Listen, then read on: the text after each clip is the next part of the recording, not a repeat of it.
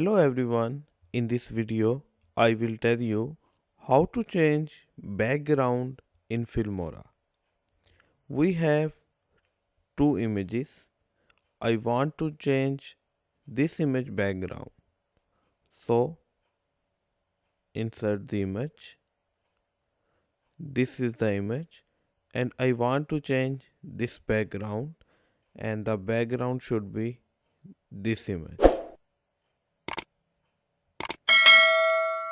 So first of all we want this image as a background. Put this image below.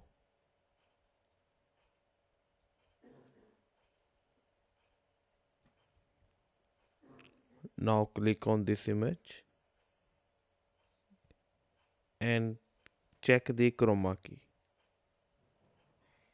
and you see that the background has been removed and we can easily change background.